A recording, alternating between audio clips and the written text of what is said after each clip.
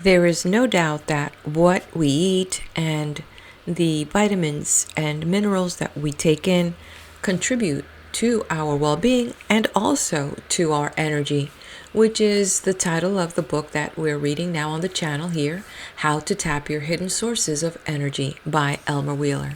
As I mentioned in the first chapter, as well as a link that I have here in the video description about his biography, find out that he was a top salesman, and to perform at that top level, he definitely would need to know something about energy.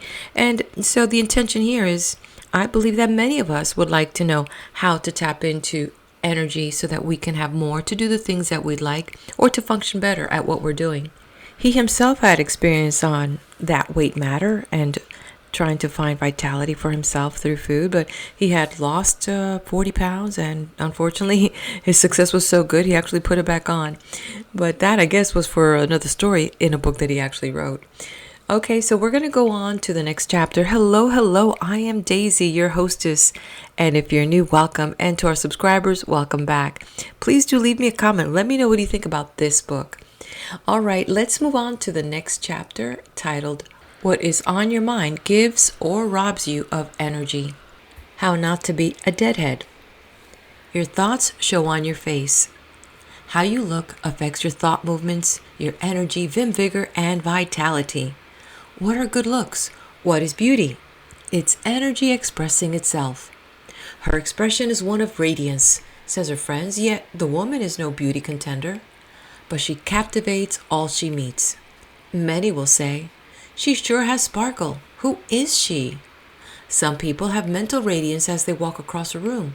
They seem to beam with beauty, that is, beauty of the mind as reflected in the way they smile, glance at you, as well as in their strong stride, their confident manner of movement, and even in mere standing by.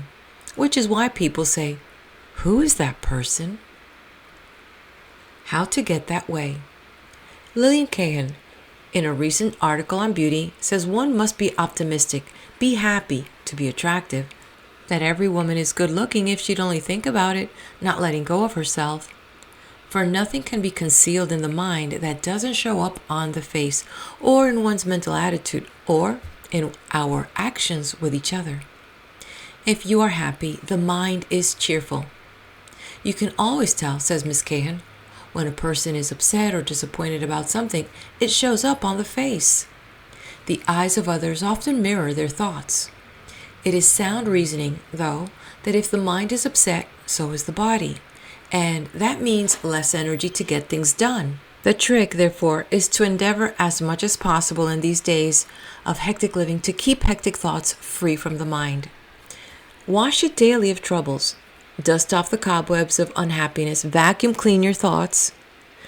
These are ways to keep the brow from furrowing. Keep a glint of humor in your eyes. Keep up your mental energy. And don't be a deadhead or a party pooper.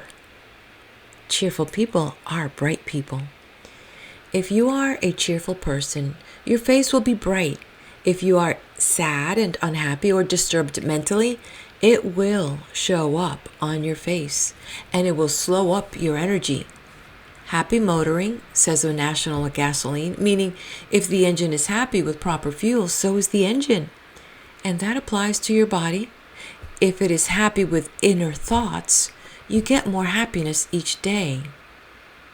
Happy thoughts might well be your daily greeting of others instead of good morning. Try it. It will at least make the other person give you a second look. Whereas the casual good morning is almost meaningless, rather perfunctory, an accepted salutation as is how are you, for no one ever stops to take this seriously enough to tell you how they really are. Try the happy thoughts greeting and see what reaction you get. More than skin deep. Energy, of course, is more than skin deep. It goes well within the body. Yet a person who has beautiful thoughts seems to have more energy. Their mental health aids in their good looks, and their good looks aid in building up self-energizing ideas that actually step up one's physical energy. For mental energy must come first before you have physical energy. So watch your thoughts. They in turn will watch your energy. Lack of poise and confidence in yourself to a point where you become fidgety and restless A finger or toe tapper runs off energy just like any short circuit. Don't short circuit your life by letting your energy run off a finger or a nervous foot. Having confidence in yourself makes you stand taller, more upright, and with a great poise that conserves mental energy and stockpiles physical energy. The person always fingering her hair, or combing it, or fiddling with fingernails, tapping a pencil, biting an eraser, all such people are running off energy as a water faucet that runs off water in its reserve tank. Find these mental or physical leaks in your life, then plug them up. Close up the loopholes of energy. Once you stop biting your nails at every little thing that upsets you, then you will have gained mental happiness of the Buddha kind that gives peace and contentment, that reflects in a calm face, that keeps the energy supply at high ebb and always ready for immediate action, instant action. Be kind to others. This sounds trite and Pollyanna-ish, be kind to others. Yet in so doing, you give yourself a mental lift. You feel good in having been kind, and this makes energy bubble within you. Energy then multiplies. You have a good loan of energy ready for your next move of kindness. Work toward being cheerful with others. Work toward being thoughtful of others. Work toward being tolerant with others. If you will do these 3 things, you will find mental happiness. And as you see, it is mental happiness that gives physical energy. Never invite a nervous person, upset, or unhappy person to do anything for you. It may never get done, for that person will have expended too much needed energy in his or her unhappiness.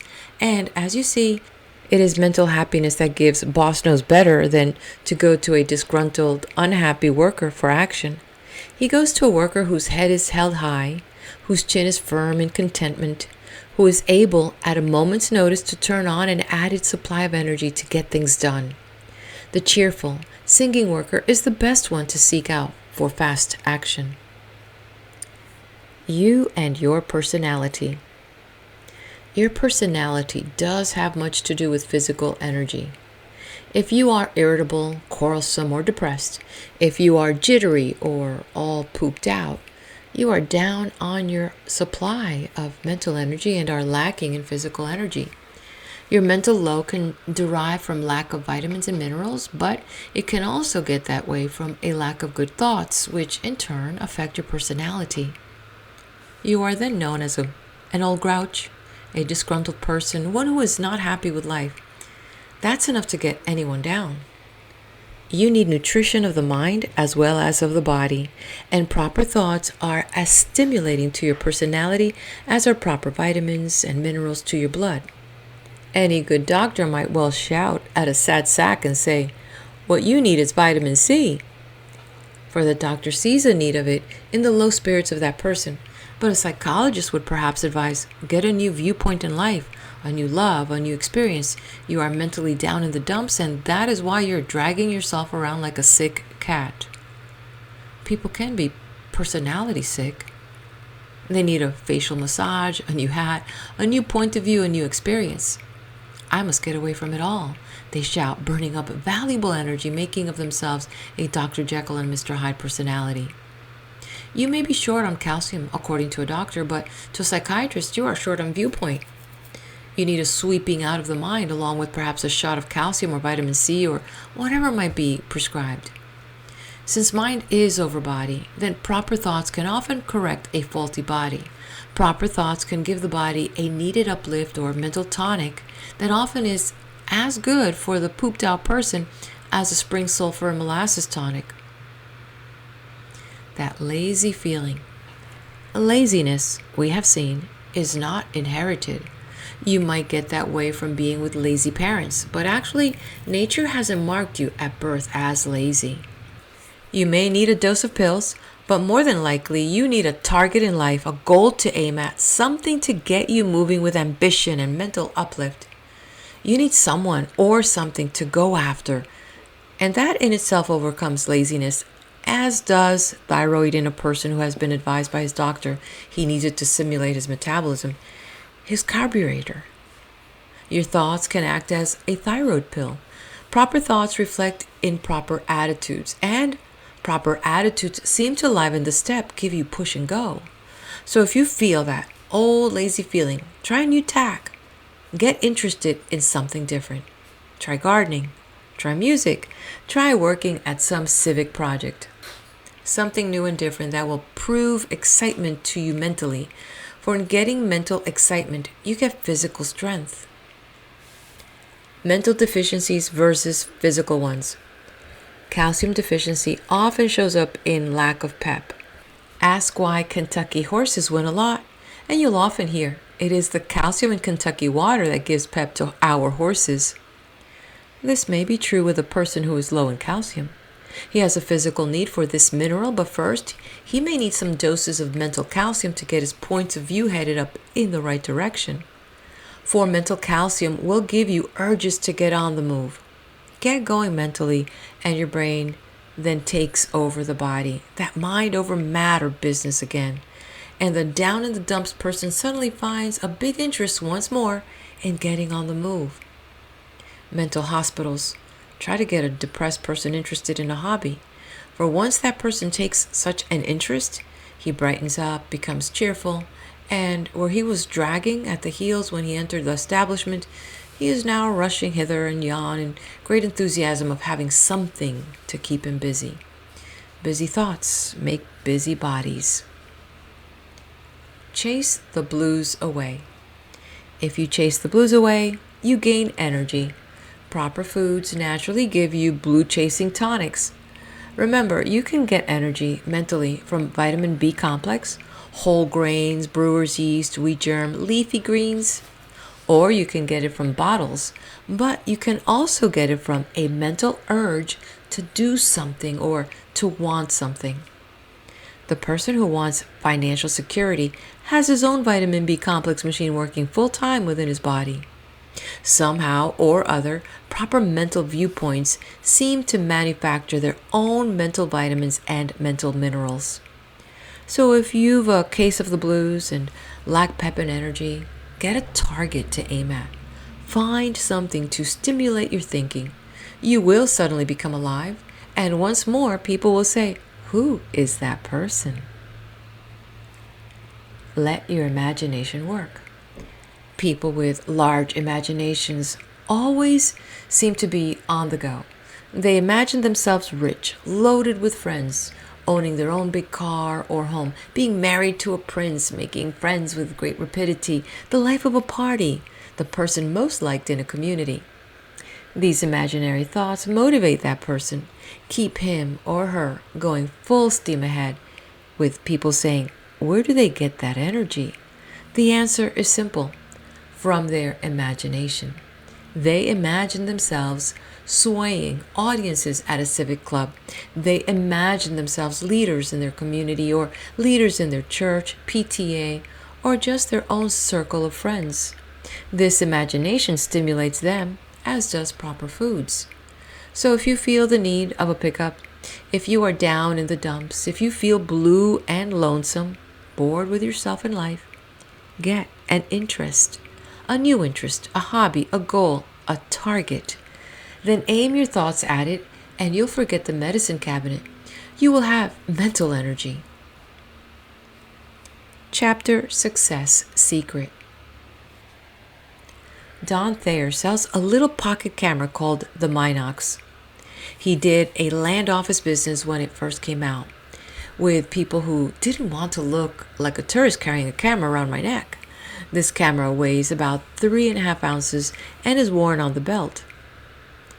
Business was good for Thayer. Then it slumped. So did Thayer. The tiny camera became old stuff until one day he and others in the firm had an idea. Put on a light meter. They did, and Thayer became once more a man of energy, for now he had another point of view in selling his binocs. When the light meter idea became old stuff, Thayer and his group figured out a miniature flashlight bulb about the size of a pea. Again, Thayer had a new interest. He needed no longer to see his doc about my lack of pep these days. His imagination was supplying the pep. Murray Cock, the luggage man, had similar mental urges. Similar targets in life kept him from having the blues. He devised luggage of fiberglass that withstood the damaging habits of porters. People went for his luggage, and then it became old stuff. What did he do? He set his imagination and that of his right arm, Bill Parker, to work. They invented a tray for a small-sized Cock piece of luggage. It was for the person who wanted one suit only to carry on a plane. The Cock tray idea caught on. Now you can open a small-sized piece of fiberglass luggage and lift a tray out of it. Your suit is neatly placed on the tray, and the Cock family of workers and salesmen are mentally happy, and the public glad for the idea of not having to lug a big suitcase on a short overnight trip. Whenever the Thomas Cook people under President Edward O'Connor feel the blues coming on, see business slumping, they don't take a trip to the South Seas themselves. Indeed not. They get together and figure a new trip to sell to others, and the thrill of finding a new place to send travelers or a new type of plan, such as our own VIPI trip we make for them with 20 businessmen and women yearly, peps them up. The blues disappear as tickets disappear in travel luggage. Others have learned the magic of chasing the blues away with imaginative thinking, and so can you. Chapter Thoughts. When you are down and out, and the blues are getting you down, when you feel tired or lazy and lack physical pep, get a target in life, a new viewpoint, and give yourself the mental tonic others seek in sulfur and molasses. Then watch energy return and pep take over with people saying, "Who is that person? Where does he get that energy?" Only you have the secret, that to wake up the mind, you awaken body energy. A West Texas motto. Hatton Summers, former Texas congressman of long standing, refuses to retire. As his reason, he tells the story of why cowboys never put old horses to pasture. The horse will lose his energy. His muscles will sag. Soon he will die. The cowboy always finds a use for an old horse. A good motto: there is always use for the old plug. Want to save your pep? Then cut down on needless chin music during the day. Save your conversation for important matters or for good conversation. No chit-chat or needless chatter. Take a tip from an elevator operator. Henry Scionti of Middletown, Connecticut, says he kept a chart of what people said in one day while in his elevator to occupy themselves and take up time. Here is his survey. Boy, it's hot, 14 times. Pretty warm, 11 times. We're sweating it out today, twice. Good day for the beach, 22 times. We sure need rain, 13 times. Hottest day of the year, 6 times. It's the humidity, 5 times. I can hardly breathe, twice. Get out of the rut of talk, brighten up your conversation, and make things easier for yourself. You'll be less tired at the end of the day by saving up on needless chin music. End of chapter. Let's stay right here on this video as we move on to the next chapter here. Please do take a second and hit that like button. And of course, leave me a comment. I'd love to know what your feedback is on this particular chapter. All right, sit back and relax as we move to chapter 15. You have to burn energy to get energy. So keep on the move. Mechanical men lack energy. That's an old thing to say to save energy. You must burn it up. But it is true, as pointed out by Max Eastman in one of his published articles on the subject. He claims that Americans are soft, and in being soft, lack energy to get things done in life. He points out innumerable headlines that go along this line. Are we becoming a nation of weaklings? Are we raising a generation of marshmallows? Then Eastman proceeds to show how softness is creeping into our daily lives, and this set me to thinking. 2 soft chairs? Grandpa and his spouse rocked in rocking chairs, and as President Kennedy proved, rocking is exercise that keeps us on our toes physically, but back then the rocking chair had a hard bottom. Now we use foam rubber. Our grandparents didn't stay glued to a TV set until their bottoms became half petrified from lack of motion. Indeed not. They walked. They had to go into the yard for wood. They had to walk to cellars to stir up coal furnaces. They had to bend over and over as they did chores even after dishwashing time, and this use of energy kept them physically active so that they could develop more energy. Walking is nature's best exercise. Energy produces energy. Once again, it is the old story. Lack of use of a battery runs it down faster than use of it. If the car battery is low, you drive the car and it replenishes itself. The same with the body. If the legs creak and the back cracks from lack of use the body. Soon nature oils up the hinges and we are moving around without creak and grunts and groans. But we have an enemy in our camp. It is mechanization. We don't even exercise a finger today to open a can of beans. We merely hand the can to a little machine. It grabs hold of the can electrically, whirls it around, removes the lid, even holds the lid for us. And all we need to do then is dump the beans into a pot and sit down and wait. No exercise is needed. That is why, in a test of the physical fitness of today's children, American versus European, 58% of the American children failed in the tests, while less than 9% of the Europeans failed. For Europeans still know what daily chores are, that all milk doesn't come from the bottles delivered on the doorstep, and all dishes aren't washed electrically, and that clothing can't be stuffed into a white machine that washes them and dries them automatically, while the American child squats in front of a TV to watch a cartoon. It is this lack of doing things that is de-energizing Americans today. Need for better physical fitness. 2 experts on this subject, Dr. Hans Krause and Sonja Weber, who tabulated the differences in American children's energy versus that of European children, further claim that there is a relationship between soundness of body and physical activity.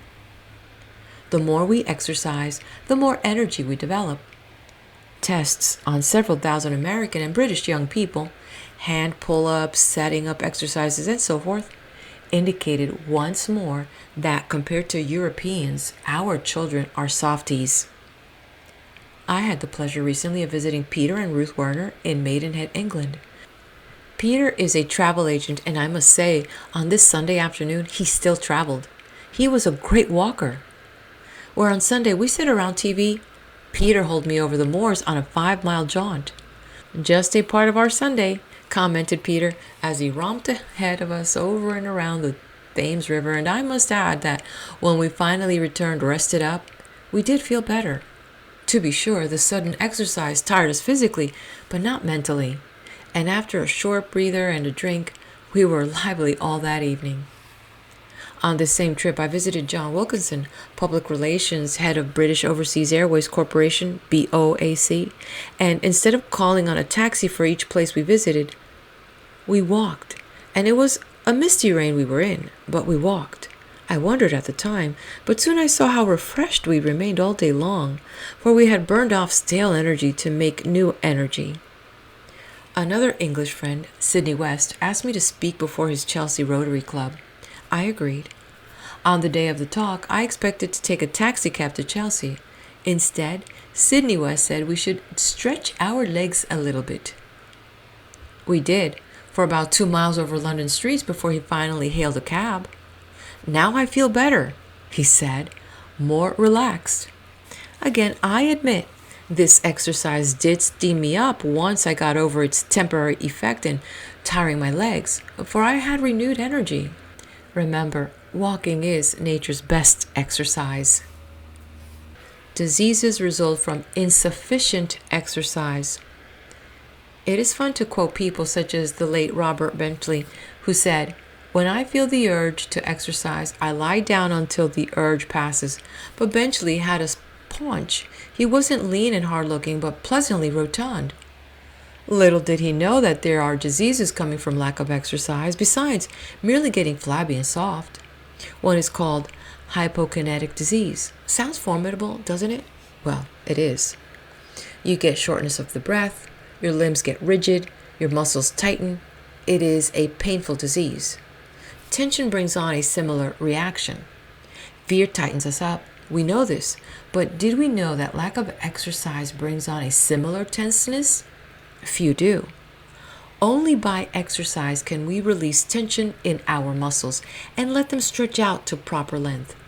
So when you feel tight, walk or run around the block. Even your cat knows when he is scared and tense to run over the back fence and untense his muscles. Lower back pains. You've seen pictures on patent medicine advertisements of people holding my aching back. Now doctors tell us to walk it off. It is possible to loosen up the back muscles by mild exercise. Didn't President Kennedy's doctor tell him the same thing and prescribe a rocking chair? It is claimed by the doctors that 80% of such lower back pains, not due to actual injury, can be relieved measurably by exercise. I often get cricks in my neck from too much plane travel, or any other sitting for that matter, wherein I sit rigidly in one place too long. One time I found that moving around the plane helped, so now I move around. Once the crick became more than usual, and I visited an osteopath in Dallas, a Dr. Sam Morgan. At once he prescribed exercise. He did use lamps of all sorts and even neck stretching device that pulled my neck muscle in mild exercise. But I thought he'd prescribe rest. Indeed, no, he prescribed exercise. I found he was right. Russia leads us in exercise. Any country lacking in mechanical progress leads in physical fitness. This applies to Russia, far behind us in mechanical progress, so that people must do the work with their bodies. The result is better physical fitness, no muscular stiffness in Russia except in their thinking. Hey, here they are stiff. When people, not machines, do the chores, they keep limber. West Germany has had considerable mechanical progress since the last war. They are inventive people. Their products are sold worldwide. You may have some in your own home. What is the result? To you, the result means fine mechanical devices to ease your labors. To them, it has also meant less labor and fewer hand chores, and an increase in cardiovascular deaths. American style of easy living has brought on a stepped-up increase in such deaths. One figure shows that since 1950 to 1952 alone, such deaths went from 80,000 to 182,000. That's worth thinking about. And the West Germans have thought about it. For now, they have governmental centers where people are getting courses in how not to live a sedentary life. They get lessons in running, swimming, walking, and breathing exercises. Now the insurance firms are opening up such centers, not only in Germany, but also in Switzerland and other European countries. Anything to offset Americanization and its byproduct, lack of exercise, which produces lack of energy. The movement comes to America. Our leaders are learning, too, the need for exercise in America to keep us from being a land of softies. Schools teach dancing. They have programs of games, of exercise, all a part of child's public school education. No longer is a child turned out during a recess to find his own relaxation. He is required to participate in some sort of an exercise outside in good weather and in the gym during bad weather. It puts the pink of energy into their faces. It is a fine crusade for you to follow. Make these decisions now to re-energize your body by activity. Plan a daily walk, buy a bicycle, get inside exercising devices, go to a dance, walk past bus stops to the next stop, walk up and down stairs rather than use elevators, walk or run up escalators. Keep on the move. Chapter Success Secret.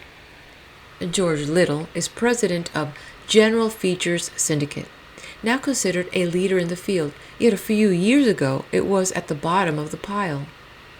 One day I learned one success secret of Little, And it is no little secret either, although it is nothing any one of you can't adopt and become a success yourself.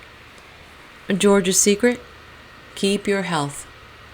As a newspaperman, George Little had to do a lot of legwork. He had to run here and yonder getting stories. Today, he still moves about from the habit. Even though the confines of a presidential chair keep him glued to an office, he gets his daily dozen. You see, George refuses to stay glued. Even after a heart attack, he kept up his daily walks. At times when I'm in New York and he has no luncheon time open for me, he invites me to breakfast. This means George gets up early since he is an hour or so out of New York, but he is on time. He makes me walk to my breakfast. After breakfast, he makes me walk to his office. While I'm huffing and puffing, slumped in his office chair, he is walking around the room giving forth with ideas. At times he stretches, he will swing his arms around in mock exercise, and this little exercise, small as it is, over a period of a day, amounts to a lot of exercise for the man. It keeps him young. He has the figure he had at the age of 25. At times he will answer a long-distance phone call standing up. He will rock back and forth in his toes. Good exercise. He will take his free arm and swing at an imaginary object. Good exercise. Swing around as he phones. Good exercise. George doesn't belong to a health club. He has his own club right in his own office during office hours. Thus, he conserves on time, saves energy, and yet gets energy from his little exercises. Little exercises are something to practice yourself. You can get a great accumulation of needed exercise even if you are glued to an office chair by little added movements on and off as you work. Stand up, stretch, move your arms around. Don't ring for the secretary. Go to her desk. Shake the body on and off. Rock back and forth. Wiggle in your office chair. Stand up and do some of the talking rather than slump in your seat. Open a window at times. Take in a few breaths of air. This stirs up the bloodstream, makes the heart happy. A little exercise on and off during the day can go a long way toward keeping you fit. Chapter Thought. If all else fails, buy a rocking chair. Rock away your aches and pains. Loosen up your energy supply. Like iron to plants. Energy to a human is like iron to a plant. Both sway if they lack this vitality maker. On the other hand, note your affluent friends and acquaintances. They are enthusiastic people, busy people, on-the-go folks.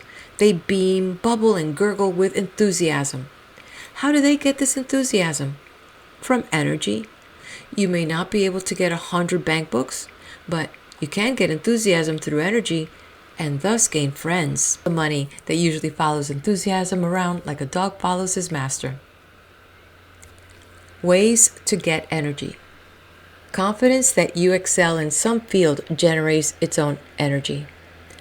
Knowing you are right in what you do steps up your battery that produces enthusiastic energy. Removing false fears steps up your energy, as removing weeds from a garden makes the plants grow more enthusiastically. Plan each day to smile away your blues. Smiles generate friends. Friends generate enthusiasm. Enthusiasm manufactures energy. Be creative. Creative people are never lonely, for loneliness robs them of enthusiasm that distills energy.